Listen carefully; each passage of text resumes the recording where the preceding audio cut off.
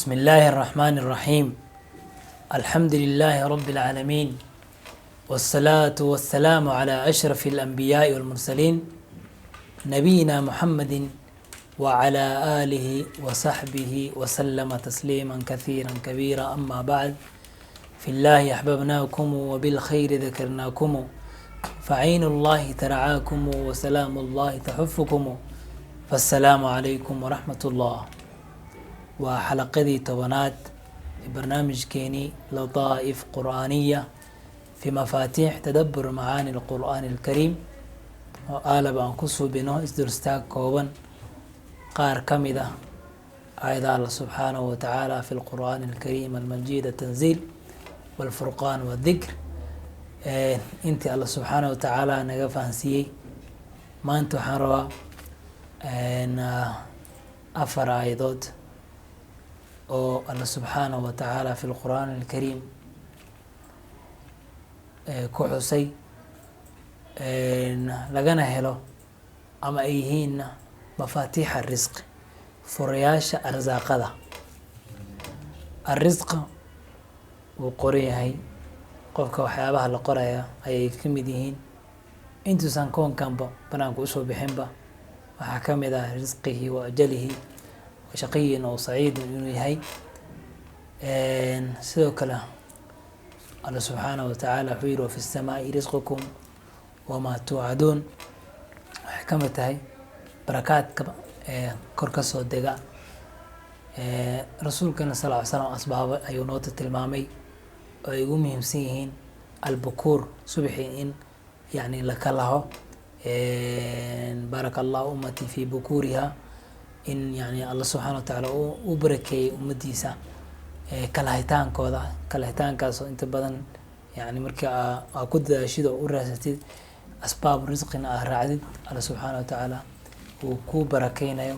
sidoo kale rasuulka sal ly wasalam xadiid ayaa si waadix ugu tilmaamay qaraaba xariirinta inay ka mid tahay waxyaaba arsaaqada, yani furayaasheeda oo arsaaqada waasiciya.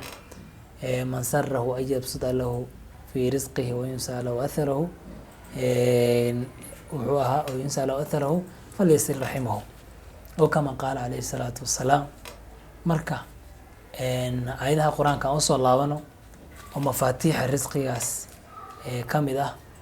أولا هرتا الرزق وحكم هي نعمة من نعم الله سبحانه وتعالى، مخلوقات كيسا سيقودا هامبا وكن معيسته. waxaa u sii dheer binaadamka inuu alla subxaana wa tacaala uu karaameeyey walaqad karamnaa bani aadam wafadalnaahum calaa kathiiri miman khalaqnaa tafdiila. waxay ugu duwan yihiin makhluuqaadkan kale, ayaga waa la karaameey oo yani subulka ay wax ku raadsanayaan ay ka mid tahay risqigana waa loo sahlay. wax badan bay yani wadooyin baa loo sahlay kaduwan kuwa kale. maca dalik marka asbaab ayaa jirta qofka risqigii hore u haystayba ama nimcada u haystay sideedaba qaacido guud ayaa jirto. qaacidadaasi guud waxaa waaye ashukru lilah. risqiga maadaama nicmada ay ka mid tahay waa nicma illaahi subxaanahu watacaalana mar walba waxay ku ziyaadaan ay ku barakoowaano waasic ay ku noqdaan inuu alla subxaanahu watacaala qofka u mahad celiyo. لئن شكرتم لأزيدنكم ولئن كفرتم إن عذابي لشديد. وكاس الله سبحانه وتعالى وحليه حداد إي شكريسان أو إي مهد علسان لأزيدنكم. شكري وحادتك علماء حكوت الماما وحلمي دي تسالان حولا أديك أو ميلا كحرتي عندنا أسيسي ميشاس أو دكتي kabacdina mid kale oo maqan tahay, yani midda haysatid ayuu kuusii hayna, nimcada haysatid ayuu kuusii hayna, uu ku keedina. kabacdi mid kalena uu kuusii raadina oo ku ziyaadina. lain shakartum laaziidannakum walain kafartum ina cadaabii lashadiid. taa waa qaacido guud, maadaama risqigun uu ka mid yahay min nicmi illaahi subxana wa tacaala. nimcooyinkan alla waxay ku ziyaadaan mar walba ay waasic ku noqdaan. ashukru lilah. midda labaad الاستغفار والتوبة. alla subxaana watacaala aayado badan uu ku tilmaamay ayagoo marqoom laga hadlayo. tan ugu muhiimsan aan soo qaadanayo maxalu shaahidkii ah suuratu nuux faqultu istakfiruu rabbakum inahu kana gafaara يرسل السماء عليكم مدرارا ويمددكم بأموال وبنين ويجعل لكم جنات ويجعل لكم أنهارا وكاس فقلت استغفروا ربكم إنه كان غفارا ما قدم بمرك حديدي لدم داف لو وجيستو استغفر لما يرسل السماء عليكم مدرارا horta marka hore samada alla subxaana watacaala wixii oo barakaad ayaa alla subxaana watacaala uu kasoo dejinaya ay kamid tahay roobkii irsaaqada ay kamid tahay wafi samaai risqukum wamaa tucdun sidaan dhahnay yursil السماء عليكم مدرارا ويمددكم بأموال وبنين ويجعل لكم جنات ويجعل لكم أنهارا ما لكم لا ترجون لله وقارا ويا قوم استغفروا ربكم ثم توبوا إليه يمتعكم متاعا حسنا إلى أجل مسمى بديهن ayadaas waxaa kamid ah furayaasha taqwa allahi furayaasha risqiga waxaa kamid ah taqwa allahi subxaana watacaala aayadda fi suurati talaaq waad garanaysaan alla subxana watacala wuxuu yidhi ومن يتق الله يجعل له مخرجا ويرزقه من حيث لا يحتسب من يتوكل على الله فهو حسبه أيضا ومن يتق الله الله سبحانه وتعالى قفك كبغى وصدبنا وبغى يجعل له مخرجا مخرج دب والبا ضيق والبا عرير والبا استميل وبحث هرتو صوبيا كبعدين ويرزقه من حيث laa yaxtasib meeluusan marna fiilinaynin ayuu alla subxaanahu watacaala ka arsaaqaya. tusaale yani qasiro kooban oo taqwa allahi subxaanahu watacaala iyo wayarzuqu min xaytu laa yaxtasib sida isugu xiriin. waxaa la sheegaa wiil yaro masar waxbarasho u joogay ama harmasaarin ahaaba xir u ahaa xilliga masaajidka ayuu kasoo baxay gaajo darti ayuu usoo baxay masaajidka ayuu joogi waayey maalmo dhan wax ma cunin. waad ogtihiin tulaabulcilmiga waa iska dhibaataysan yihiin khaasatan kuwoodii hore. markuu soo baxay banaanku soo baxay masaajidka guri u dhowaa ayuu wuxuu ka carfiyey yani cunto yani hilib iyo wax ayuu ka carfiyey oo aada usoo jiitay. wuu usoo dhawaaday wuu arkay jikidii qof aan joogin.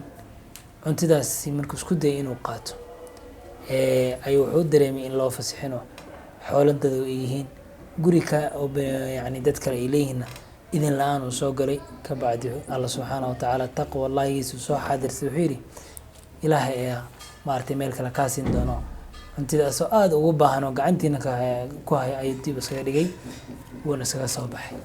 waxyar ka bacdi casharkiisa ayuu qaatay. bacda alcishaadii sheekha wuxuu ku yidhi waxaan u baahanay meel dhow inta inaan cunto ka raadsano oo casho aan aadno. meeshii ayuu geeyey. maamo ayaa deganayd meesha oo armale ahayd ama garoob ahayd. sheekha waxay u sheegtay marka wiilisha qofkii diyaar ah oo xirta ka mid ah inaysan waxba ka rabin meher waxba ka rabin yani ay keliya ay soo dhaweyneyso alla dartiisana usoo dhaweyneyso. qof fiican ba iisoo sheeg bay ku tiri. marka markii hore markay casheeyeen ka bacdi isla guriga oo hadiitii oo isaga soo galay oo rabay inuu wax ka xada ayay ka casheeyeen. ka bacdina sheekha gooni ayuu la baxay wiilkii yaraa wuxuuna ku yidhi maaragtay qadiidaasaa jirto. aada buu u farxay wuu aqbalay. gurigiisa islaameynkii loo soo hoy waa guriha wax yar saacado ka hor wax ka xadi rabay laakiin alla subxaana watacaala uu ka cabsay dartii dib ugu laabtay. wuxuu kusoo laabtay cuntadii hadiitii yani uu xadi rabay in maaragtay si sharaf leh uu cuno. ka bacdina cuntadii ma ahne gurigii iyo qofkii kariya xataa cuntadii isku darsado. marka man yataqi llaha yajcal lahu makhraja wayarzuqhu min xayثu laa yaxtasib. midda ugu dambeyso waa almuxaafadatu cala الsalawaat, in salaadaha la ilaaliyo oo la daa'imo oo maaragtay lagu dadaalo. alla subxaanaه watacaala wuxuu yihi wأmur أhlaka bالصalaaةi واصطabir عalayha laa nasأluka risqا naxnu narzuquk wاlcaaqibaة lلtaqwى. alla subxaanaه watacaala ayaan weydiisanaynaa biidn اllahi tacaala inuu na waafajiyo kula maaragtay acmaal اlkhayr, inuu alla subxaanaه watacaala na waafajiyo. bini aadamkaaba yani qof walba meel ayuu ka ooman yahay, uu ka haraadsan yahay. waxaan alla subxana watacaala u weydiinaynaa qof walba meeshuu ka yani oomihi ama haraadka uu ka hayo in alla subxaana watacaala uu ka waraabiyo mafaatiixa risq, uuna noo waasiciyo in sha allahu tacaala, uuna noo sahlo. intaan ku kulmayno xalaqa kale waxaan leeyahay in sha allahu tacaala dumtum biricaayat illah wasahla allahu lakum subul الrisq في wado wanaagsan oo maaragtay fi طariiqin صaxiixin wasaliimin biidn illah, iyo caafimaad iyo amaan baan ii rajeynaya in sha allahu tacaala. wassalaamu calaykum waraxmat ullah.